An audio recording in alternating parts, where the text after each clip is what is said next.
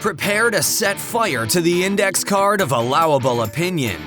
Your daily dose of liberty education starts here. The Tom Woods Show. Hey everybody, welcome back to the Tom Woods Show. This is episode 2495 with our old friend Dominic Frisby. Dom is the unbelievable jack of all trades who is great at everything, knowledgeable about everything. Maybe I'm overselling you a little bit, Dom, but not by a lot. And today I want to talk about, you can read him on financial questions, on social questions. He's a great satirist. He's a voice guy. He's a comedian. You'd have an easier time listing all the things Dom Frisby is not. So first of all, welcome back. It's been a little while. It's been a while, and thank you very much for having me, Tom. It's always a real pleasure, and you're always very good. I always enjoy listening to you talk, if only for my ego. Thank you very much. All right, so we've got a few things to catch up on. I've been reading your newsletter, so I know what's been on your mind.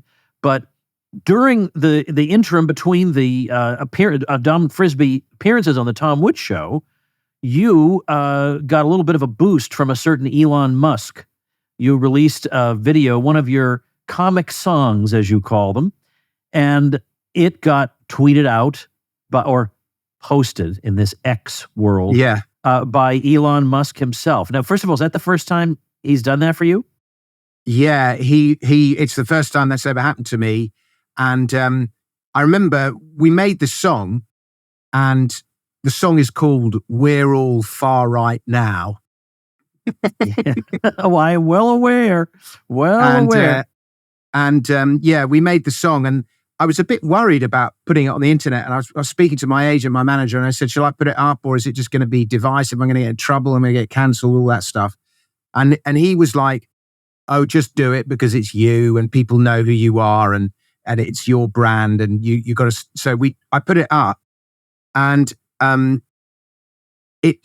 somebody wrote underneath, "This is about to blow up, and you don't know it." And I wish I could find the person who wrote that.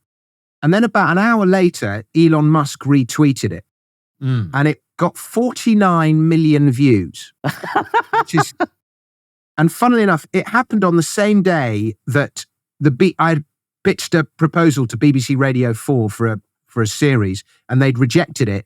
And BBC Radio 4 has an audience of like 4 million. And so this one thing that I posted got 10 times as many views, 49 million people. And on the same day, I put it on Facebook. And on Facebook, it got 87 views. It's wild. It's wild. It's so this bizarre. Was on, those 7 were the of views them were me. on, I beg your pardon? I said 7 of those views were me. Yeah, of course. Right. Well, so those views were on the Twitter platform itself. But then you have on YouTube, you have about 354K views, which is nothing to sneeze at, by the way. You would have been thrilled with that, right? Oh, yeah. And particularly as my video, I was beginning to think I might have been shadow banned because the number of views that my songs were getting was just getting lower and lower and lower. And that sort of gave the algorithms a bit of a boost, a kick in the face. Yeah. And I think across all platforms, it had more than 50 million views, which is pretty good.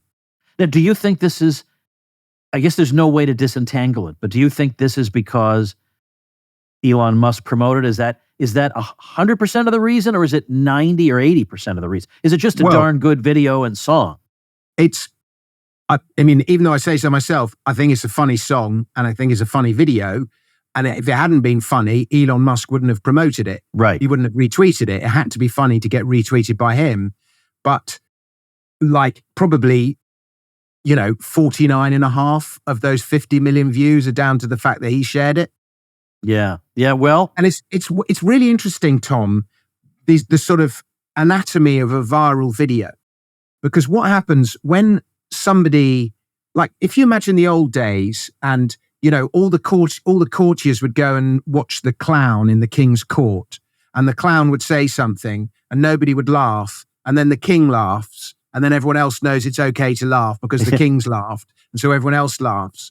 And then, as soon as Elon Musk retweeted it, loads of other people retweeted it because he sort of almost endorsed it. He gave them permission to laugh, if you know what I mean. Yeah. And so he sort of, he legitimized it, I think is the expression. Yeah, I think that makes perfect sense. So explain to people, you can probably guess from the title, but explain to people the premise of the song. Well, it actually started with, so I write my songs with somebody else.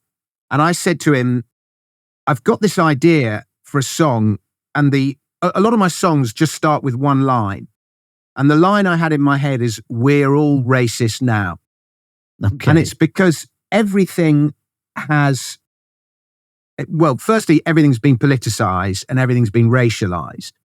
And there's just stuff that, like I remember when my kids were little, in London, we obviously have black taxis.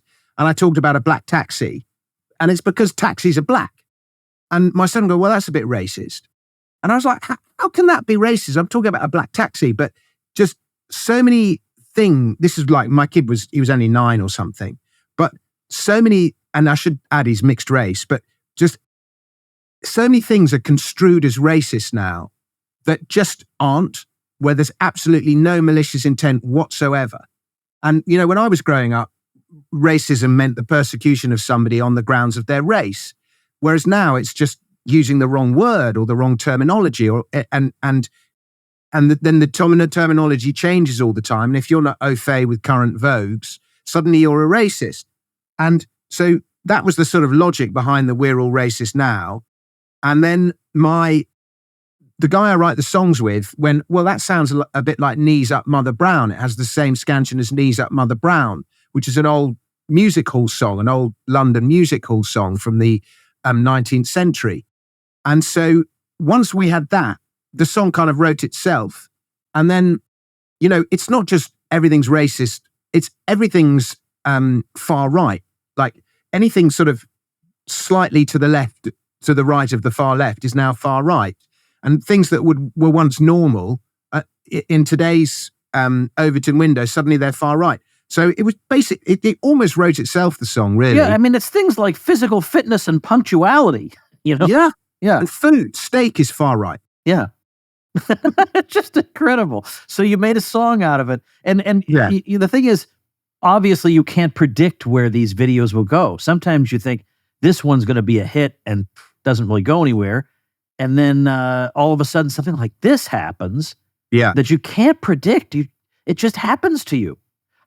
Is there a way you can capitalize on that? Does that get more followers, more subscribers? How do you ride that wave, or can you? Well, unfortunately, the biggest beneficiary of the whole thing is Twitter. Yeah. Because it gets 50 million views. And effectively, I've produced content that is to Twitter's advantage, because people now go, "Well, if I go on Twitter, I can watch content like that." And I didn't get paid for it or anything. But that's the nature of producing content for the internet in the world today. If I'd released that as a novelty song in the early 1990s and it sold 50 million singles, I'd never need to work again. But so I didn't actually make any money out of it, but it was very good for the Dominic Frisby brand. More people are aware of me. More people. My follower count on Twitter went from about 30,000, 35,000 to 50,000. I got a load more subscribers to my newsletter. So I don't think it's done brand Frisby any harm. No, that's great. And then it also means that the next video you come out with, people will recognize your face. I hope so. I hope so. And recognition is so important. It really is.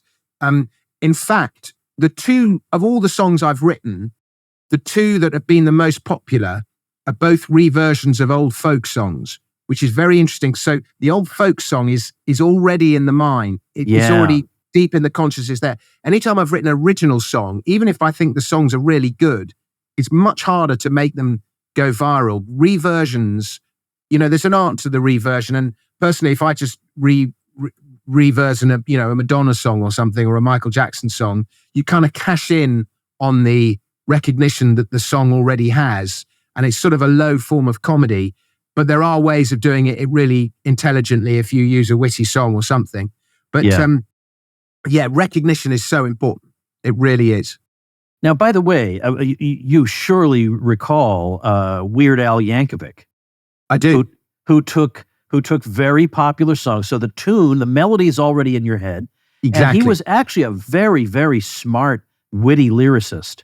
But particularly, he has a song called Party in the CIA, which is a parody of Party in the USA. And the lyrics to that are absolutely brilliant. And at a meet and greet with one of my kids, I actually got to ask him, what did, now I can't remember who wrote Party in the USA. Who was it? Miley Cyrus.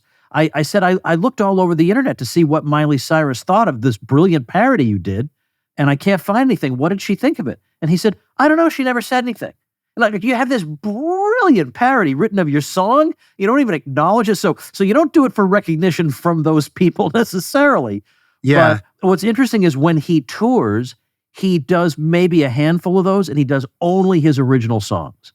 And well, there'll be reasons for that. I was wondering does he owe a royalty on those? Yeah. Yeah. And the more covers he does, the more profit he has to give away. Yeah. Yeah. And I imagine the audience, you don't go and watch the Rolling Stones because you want to hear the new song that Mick Jagger's been working on. You go and watch the Rolling Stones because you want to hear the hits. Yeah. And the same will apply to Weird Al Yankovic. And, he was massive in his day. Yeah. But he was doing brilliant ones, but he was doing reversions of covers. And the internet does not like reversions of covers. And it just takes any kind of hit money you get. Like if I were to do a reversion of an old song that's still in copyright and put it on YouTube, the originator of that song would take all the profit. It's really hard to monetize a cover of somebody else's song on the internet. It's very hard. I will say in parentheses, sometime you or anybody else listening should listen. There is one original Weird Al song that I'm quite fond of, and it's from back in the old Napster days. So these days, everybody downloads songs. That's how they get their music most of the time. So the context has to be made clear here. This was before downloading music was a common thing.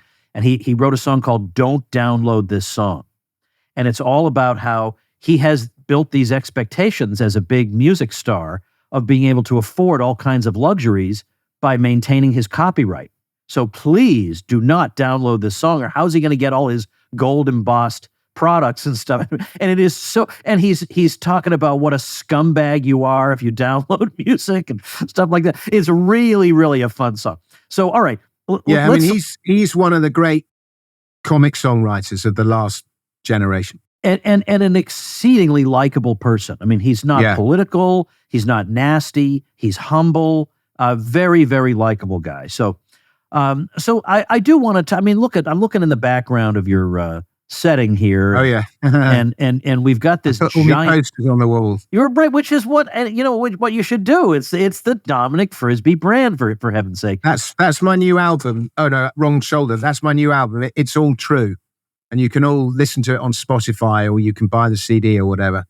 Oh, okay. All right. Well, that's good to know. So is this like a collection of your stuff? Well, it's all true. It's an album. I try and release an album every year, and it's my latest album. And it's all true is the name of one of the songs, which is a song about conspiracy theories. Okay. Hence, it's all true. By the way, if I may just for a moment before we go on to that Bitcoin thing on your wall. Our mutual friend, whom I love dearly, James Dellingpole, once wrote an article for his Patreon people about 2 years ago. And it was along these lines, and I was wondering if it inspired you, because he says, people ask me, should I believe this particular conspiracy or that one, whatever? And his answer was, they're all true. Like, you may think you have to pick and choose, but they're all true, was James's opinion. Yeah, well, the thing about James Dellingpole is that he's always ahead of his time. And in these sort of culture wars, one of the biggest mistakes you can make, and I'm not saying James has made a mistake, but is to be early rather than, certain ideas become acceptable in time. But if you're early to them, you can become a bit of a pariah. So he was very early to the climate change argument, and he was really early to the conspiracy stuff. So if you hear people talking about James now, they all go, "Oh, he's gone off the wall with his conspiracies." But I bet you a lot of the stuff he talks about will end up proving true. He's just early. Yeah, I know. So some of it, I think probably you're right. Yeah, and what I did in that song about conspiracy theories is, like, I started off with, really out there wacko stuff. Like, Elvis is alive, so is Lady Di. George Bush Sr. murdered JFK. And then it gradually goes, the next line is chemtrails in the sky. Michelle Obama is a guy. And, and you know, so they start off a bit wacky, but then gradually it's like, you know, your phone tracks your speech. COVID started in a lab, you know, all stuff that was, you know, the vaccine hurts you, all stuff that was, you know, considered at one point conspiracy theory, which has been proved true. You know, what's the difference between conspiracy and truth? About 6 months is the joke. And so that's the point of the song, is that they start out whacking out there and then they gradually get truer and truer and truer. And I think, I mean, James would correct me, and I guess he should be really here to defend himself. But my view is some conspiracy theories are patently true and others aren't. Yeah. I mean, that's where I am. Some are, some aren't. You know, I don't think Elvis is alive. I don't think but you know what's interesting? Robot. But what's interesting? Finland does exist, Tom. But I am. You heard that conspiracy? But I believe, you know, so Elvis may be alive, but I believe, according to James, Paul McCartney isn't. Well, that's another one. Yeah, I don't know. Paul is dead thing. Like, that was not just them playing with us. He's really dead. Yeah, maybe. So I don't know if I can. I mean, the thing is, I don't want to get into that. I could sit here talking about that, about the quality of his solo material versus with the Beatles. I don't know. Get into that. I'm no expert, but he's in another one of my songs, which is called "I Want to Be in the Illuminati." Yes, and "Write Songs with Paul McCartney" is one of the rhymes in the song. Yeah. That's a good one. Hey, folks, you don't exactly have to be a libertarian to realize there is something wrong with the American medical insurance system. It's expensive and getting more and more so. It's confusing. It's opaque. You get a lot of unpleasant surprises, and you feel taken advantage of.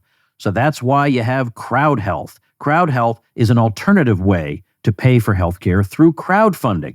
I was pleasantly surprised to find that folks in my business mastermind, the cream of the crop I have in the Tom Woods Show audience, are using Crowd Health. One of them said at our most recent meeting, "My wife had hip replacement surgery and it cost me $500 and that was the end of it."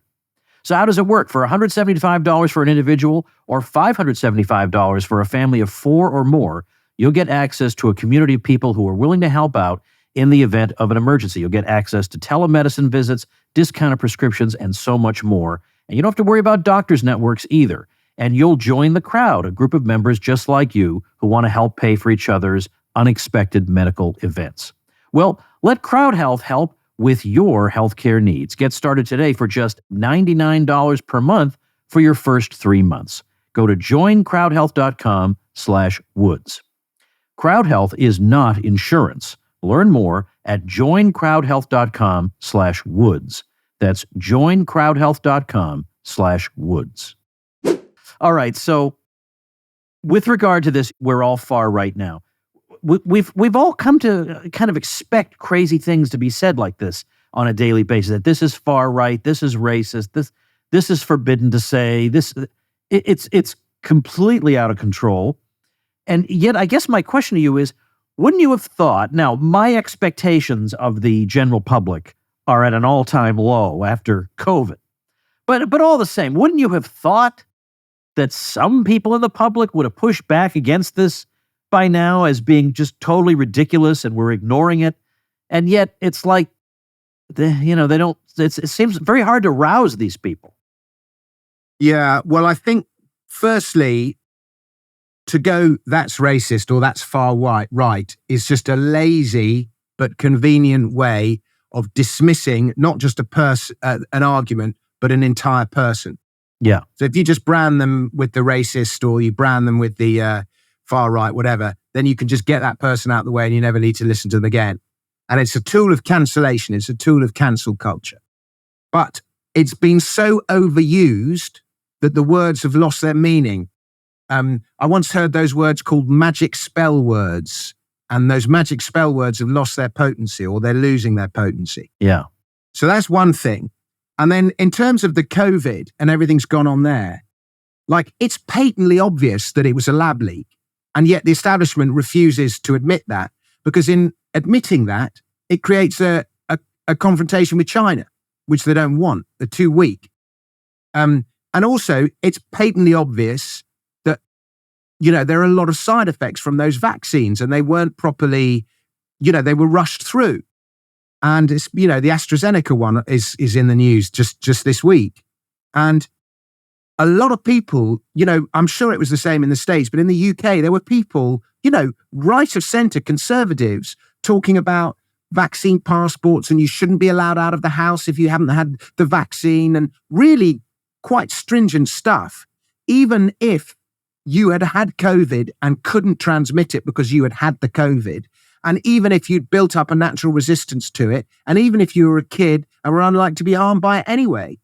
And it's clearly a breaking of the Hippocratic Oath, which is the first thing is the cure must do less harm than the actual illness. And in the case of the vaccine to kids, it's quite clear that the vaccine is more damaging than the illness was to kids. But the establishment, a lot of them are pretending they were a lot more cynical than they were. And, I think there's just a massive head in the sand, avoidance, don't want to stand up and admit they were wrong. And the legal suits, I remember making an argument about the cost of the legal suits if these vaccines go wrong. And this was back in when COVID was going on. The cost of the legal suits could bankrupt the West. They're that big because with socialized healthcare, if you have, and America has its own version of socialized, is kind of crony socialist capitalist healthcare that you have in the States with your insurance system. But with the legal suits that could potentially follow and the damages costs of having the vaccine, once they pay out to a few people, they're going to have to pay out to everyone. And that could literally bankrupt the West. It's huge. And so I just think there's a huge, establishment denial going on at the moment. Or not even denial, it's just ignoring it, trying to ignore it and hope it goes away. Yeah. Well, there's been an interesting development over here with a guy named Chris Cuomo. I don't know if that rings a bell. It does, yeah. Over there. So he's related to Andrew Cuomo, the former governor of New York. And now he's saying that he was vaccine injured. And now he's saying that there's nothing wrong with ivermectin. It'll help you. And, a lot of people on our side are saying, well, you were a propagandist for all these, all these many months. And so to heck with you. But it's still very interesting that somebody of his stature now comes forward and says, I am also having it. I mean, it'll be useful in some ways to make people think, okay, so I guess it's not all crazy people. Even this guy I've been told by the authorities to trust tells me something's been screwy about it. Yeah, I saw that. And he's had to sort of, on the one hand, he's being praised for being honest. And on the other hand, people are giving him a load of stuff because he was so wrong and so aggressively wrong at the time. And generally, I'm a cock up, not conspiracy guy, generally. And a lot of the conspiracy guys are saying, no, the whole thing was it's part of the Great Replacement and part of Great Control and all the rest of it. But I just think everyone was scrambling in the dark. Nobody thought they were doing, and the vaccine offered a sort of security. And so people clung on to that. We need, one of the things about conspiracy theories is we crave certainty. And a conspiracy gives you that certainty because you can go, it was all a plan. And so you get that certainty. Whereas I tend to think stuff is a lot more random and coincidental and ideas take hold and collective madness and all the rest of it. So I'm slightly in the collective madness camp. But in amongst that collective madness, there are a lot of people who were way too aggressively on one side. You must have the vaccine. I never had it. I probably would have had it, but I got COVID. I would have had it in order to travel, but I got COVID and I got a 6 month, you don't have to have the vaccine for 6 months because you've had it, COVID. And then by the time the 6 month had passed, the whole thing had just sort of fizzled out anyway. So I kind of got away with it. And I couldn't come to America. Oh, Yeah, I couldn't come to America without having had the vaccine at one point. But yeah, so I don't know if you're a sort of collective madness cock-up guy, and I generally am, but I sympathize with people who get cross with me when I say that, because there's a lot of stuff that's coming out where some kind of conspiracy and plan clearly was in place, but not everybody's in on it. Time. Not everybody's in on it necessarily. Yeah. So like, for example, I think about the example of World War I. Now, in the United States, we have, I guess it still exists, I don't even know, but for a long time, we had a magazine called The New Republic. And that was, that opened its doors during World War I, not during the American intervention. It persisted during the American intervention, but it opened its doors, I believe, during when it was just European countries in World War I.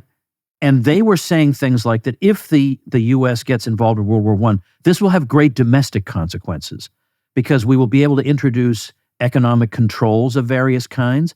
We'll acclimate the public to the idea of a heavier government presence in commercial life and in other ways. So this will have a great side benefit for us on the domestic front because it will mean that government will grow, and probably when the whole thing's over, it won't retract all the way to where it was before the war. So that doesn't mean taxation, that they conspired to get the country into war, but it does mean that they were not unhappy when it happened. And they made the argument, and the argument spread. Yes, right. But it means, like, for example, I'm sure there are some people in the public health establishment who would like to have a national vaccine database or an international vaccine tracking system or something. And then you have this happen. Well, it doesn't mean that they necessarily, every public health person said, let's come up with this whole hoax just to advance our agenda. But you could imagine them saying, well, these circumstances play right into our hands because now maybe we can push through all these things we've always wanted. There's so many examples of that, and that you can kind of prove that there were people who opportunistically pushed through something that we knew they wanted all the while because they've been telling us. Yeah, and there's a long history of governments using crises in order to push through agenda, or not necessarily governments, but everybody takes advantage of a crisis. And what we forget is this is the beauty of conspiracy theories. There are a lot of right-wing conspiracy theorists or libertarian conspiracy. There are also a lot of left-wing conspiracy theorists. And, they think a lot of the Trump stuff was conspiracy. Brexit was a conspiracy. They have this view that there's a lot of conspiracies, and like they think there's a conspiracy to by people who own gold to get gold turned into money again. So they, because they own the gold and they know there'll have to be an upward revaluation of gold in order for gold to be. So they literally think there is a conspiracy to get gold made as money. Now, there is a conspiracy to get gold made as money, I suppose, among gold bugs, because anyone who owns gold wants gold to be money again because they know it'll have to be remonetized upwards. But and so you lobby government, and you can sort of retroactively view it and go, it was all a plan, but it was, but it wasn't. You sort of do you see what I mean? It's no, I do, and I've been pushed by the past few years more in the direction of there are sinister people out there who are pushing wicked things, but that does not mean that every single person involved has that particular intention. So there are and some weird people, alliances form. Well, right, that's right. But I'll give an example. I have a friend from college I was very close with, and I have good reason to believe is not in the Illuminati. And I have good reason to believe is not engaged in satanic rituals, but who is high up in the medical establishment, absolutely brilliant person, who scolded me a bit for my positions on the lockdowns. And I don't believe she scolded me for this. And by the way, I hit right back. So, I'm incapable of defending myself. But I don't think she did so because she wanted to visit an atrocity upon mankind. I think because at the very beginning, she didn't know what else to do, and she thought this would minimize harm. She agreed with me that there would be terrible collateral damage. And she said that's got to be minimized. But for the time being, we really have no choice. I would not say she's part of a conspiracy to depopulate the globe. I think that would be very unhelpful. Hey, everybody, quick word from Woods here. It's my goal to have the best supporters program out there, better than anything on Patreon or anywhere else. Support the Tom Woods Show, and not only do you get entry into my no censorship Tom Woods Show elite group, but you also get the 16-page Tom Woods elite letter mailed to your home every month. Who else is doing that? This is all new material, completely different from the emails I send, and it is red hot. My supporters also get invites to my murder mystery dinner parties that I've been holding around the country. I'll be adding more cities soon to woodsmystery.com. I hold these in penthouse suites at luxury hotels with a beautiful catered dinner. It's a ton of fun. I also invite my supporters to my annual Christmas party, and the higher up you go as a supporter, the more things you get. Some supporters even get a small gift in the mail from me every month in addition to the newsletter. So go check it out, supportinglisteners.com. You will not believe all the goodies at supportinglisteners.com. And my profound thanks to all of you. Yeah, it's really interesting if you look at the history of prohibition in the States. And I've forgotten the name of the main protagonist, but I think he was stabbed in the leg by a drunk farmer when he was growing up as a kid. And he became very religious and very anti-alcohol. And he went on this big campaign through his life. And he was the guy who's said to have invented pressure politics. And he never stood for government, but he just viciously attacked anyone who didn't want to get alcohol banned. And so he managed in this sort of one policy thing in the early part of the 20th century, he managed to forge this weird alliance of people ranging from the Ku Klux Klan to like, the Jewish lobby, because they were all unified in this dislike of alcohol. And so while on a million other issues they wouldn't agree, the one thing that bonded them, and so there was this weird alliance of people who would, women's liberation. Women generally were in favor of banning alcohol because, it stopped wife beating and all the rest of it. So there was and it was just this weird alliance. And then what eventually got it over the line was, I think it was income tax. He campaigned vigorously for income tax because the money that the government earned from income tax could substitute the money that they lost from alcohol duty after alcohol was made illegal. So income tax in 1913 was the huge thing by which they got prohibition over the line. Financially, they could justify it. And then, of course, World War I, as you described, came along, and the need for prohibition gathered even more momentum then. So it's an example. Now, you could say the whole thing was a conspiracy, but I just think he just took advantage of all the different opportunities that were around him at the time to get his one dream over the line, which was prohibition. And it's since been proven to have been a terrible mistake. But nevertheless, he believed in it. And I think, even if I was Bill Gates or George Soros, if I had that much money, I would spend it trying to impose my worldview on the world. Because even though I don't agree with Bill Gates or George Soros's worldview, in fact, I think they're quite evil, I spend my life making the argument for libertarianism and small government and sound money and limited taxes and all that kind of thing. And, and if I had George Soros's wealth or Bill Gates's wealth, I would put my capital behind it as well. Now, others would look at that and go, it's a great big conspiracy. It's just one man trying to make the world a better place in the way that he sees it becoming a better place. Now, obviously, Bill Gates' better place to another man is pure evil. But yeah, I think you understand the dynamic I'm describing. The name you were thinking of is Wayne Wheeler. Wayne Wheeler, that's it. Had that experience. But yeah, I mean, there is that whole bootleggers and Baptists thesis as well, that you can bring together very unlikely bedfellows for an awful lot of mischief who absolutely have their own reasons for wanting X, Y, and Z done. Because, a bootlegger benefits from prohibition.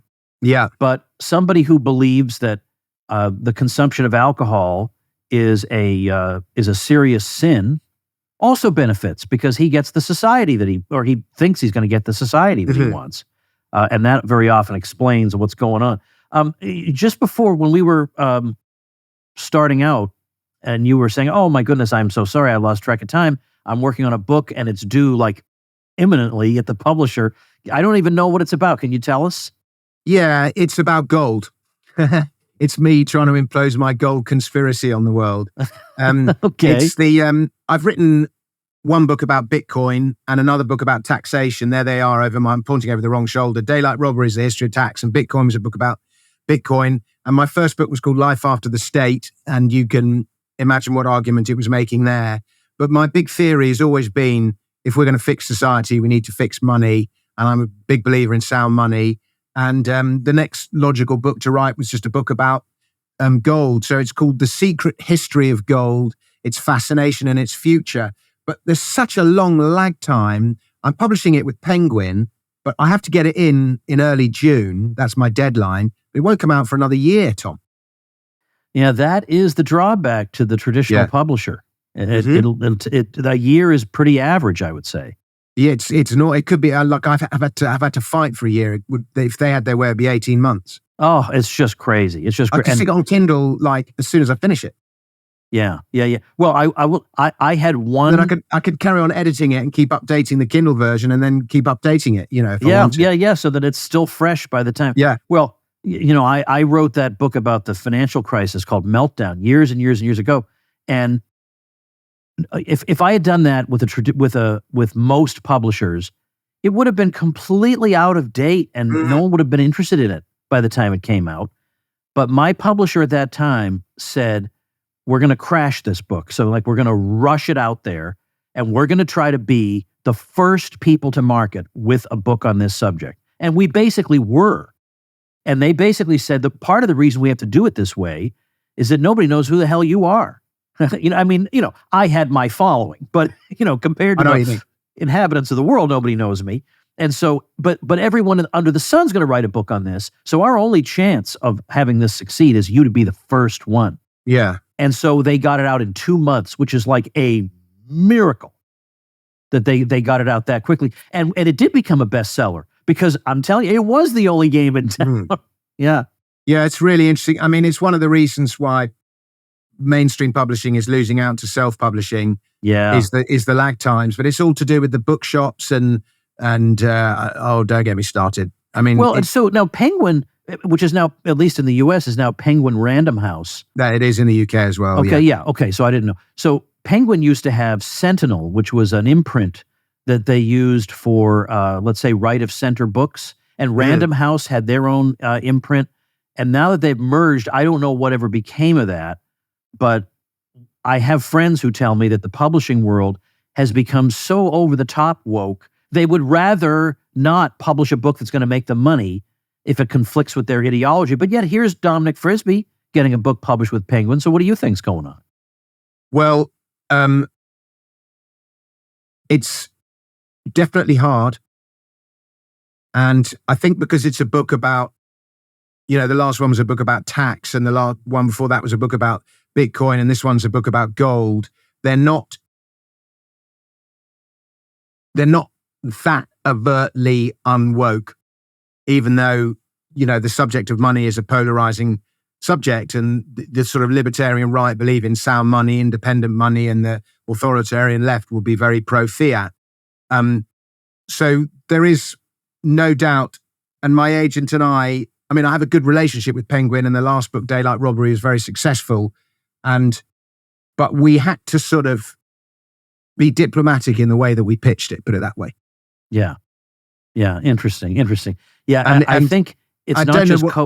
I don't know the politics of the editor, but for sure, publishing is dominated by the sort of, like all the establishment artistic institutions, whether it's the TV channels or the publishing or newspapers, that it's dominated by that left of center worldview. BBC, it's all the same. Yeah. But so I'd be surprised, but so far, my unacceptable politics haven't been a problem. Well, that's good. In the US, there's a company that existed for since the late 50s called Regnery Publishing. They published a number of my books, and they were very well plugged in to, let's say, right of center media, and they could really help. And they weren't one of these publishers like Doubleday that will try to publish 2,000 titles in a year. They would publish more like 2 or 3 dozen titles, but throw all their resources behind each one, which is a refreshing change from most publishers. But they are no more. They were bought. Right. They are now simply an imprint of Skyhorse Publishing, which is the company that publishes RFK's books. They bought Regnery. I won't get into all the politics of it, but Regnery was sold by the parent company that owned it, even though Regnery was doing fine. It was the rest of that company that wasn't doing well. So they sold their one successful branch, Regnery Publishing, to get a cash infusion. And the trouble is, I can say this because I don't need them anymore, but in case this gets me in trouble, they fired everybody at Regnery, and they brought their own people in. And Regnery had wonderful people, really smart people who knew which books to take on. I mean, and they purged them all. So the options that you have in traditional publishing, if you're going to say controversial things, are really shrinking in the U.S. You can try Skyhorse. I'm sure they have some nice people. Yeah. But going your own way is increasingly the way to go. It's limited in the UK. And my agent and I probably shouldn't be saying all this publicly, but we had long conversations because, even though I'm sort of very much my own man, I think I still crave a little bit of recognition from the establishment. Well, who doesn't? Who doesn't? I'd love to be on the BBC. I'd love to have a comedy show on BBC Radio. I just know, and I know the audience would like it, but for whatever reason, they don't want me. And similarly, so I like the kudos of having Penguin Business publish my book. Absolutely. I understand that completely. But another part of me was like, shall I self-publish? Shall I, so it was, we had long conversations about it. And, I'm pretty hardworking when it comes to selling my books. And we looked at the numbers, and I've probably got a big enough following that if I self-published, I may make more money than if I did it with Penguin. But we balanced all these things, and in the end, we went with Penguin. We got a good offer, and we've gone with Penguin. Yeah, so. yeah. But it's really tempting to just, the internet has democratized media, as we know, and it really is tempting to self-publish and do all those things. But while I've still got the establishment, I absolutely hear that, and I have a friend. Every single person listening to this knows this friend, but I don't want to put him on the spot by saying his name. But I have a friend who's very successful, and I've told him, if you had a book as well. I beg your pardon? I said I've got one of those as well. Okay, a friend who's very successful. Sorry. Well, I have a whole bunch of them, but this particular one, I've said, if you had a book, it would sell really well, and I think you'd have a chance of getting on the New York Times bestseller list, which is a feather in your cap. That's all it is. It's a feather in your cap, but it's a nice feather. Yeah. It's a feather they can never take away. So for him, I would not advise self-publishing. I would say go for it and try to get on that bestseller list. That would be a good reason to go with a traditional publisher. Yeah. Well, yeah, and we all have egos. We're all vain, but anyway, and the problem is once you go down, like if I'd self-publish this one, it would be very hard to then come back. It's very hard to come back. So that was another factor in the decision. But anyway, the editor I'm working with, I really liked her. She edited my last book, and I'm pretty proud of that book. And so hopefully this one will be good as well. Well, if you ever, I'll say one final thing. Regnery was very down on the idea of the book tour. Their view was book tours are a huge expenditure of money for a very modest return, unless you are an extremely well-known author. So I didn't do, I did a few book signings, but what Regnery would have you do instead was stay home and just do a lot of radio. And they lined me up on all kinds of shows. Now, but you can do you could do a show, you could make a whole thing out of it. But do you think there's any chance you would come to the U.S. after the book comes out at some point?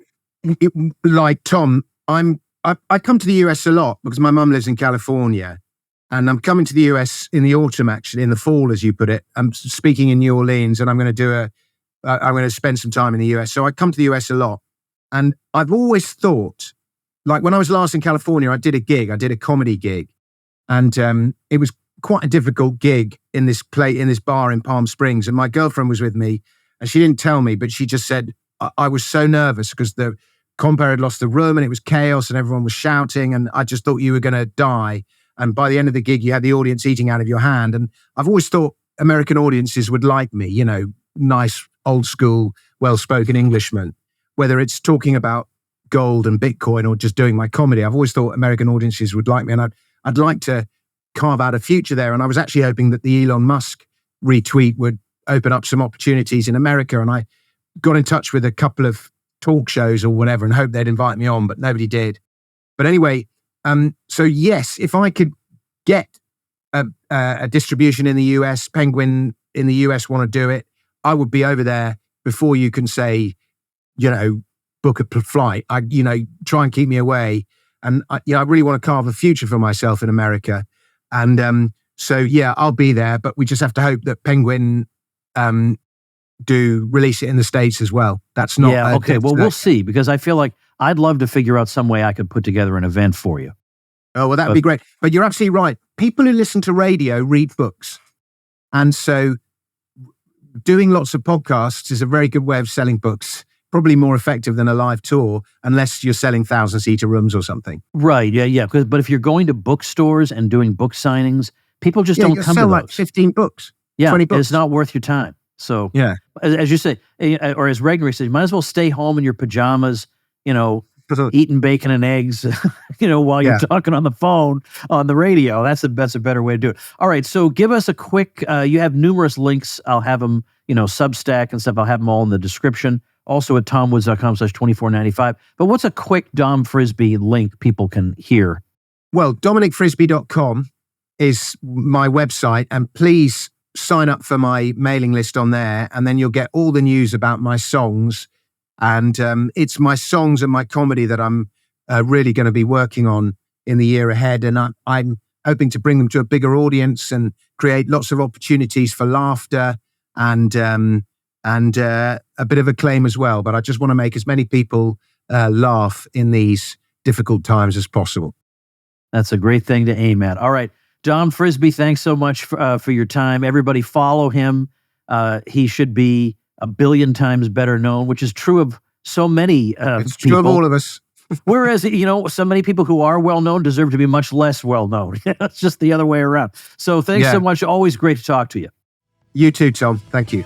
And thank you, ladies and gentlemen. Become a smarter libertarian in just 30 minutes a day. Visit TomWoods.com to subscribe to the show for free, and we'll see you next time. Like the sound of The Tom Woods Show? My audio production is provided by Podsworth Media. Check them out at podsworth.com.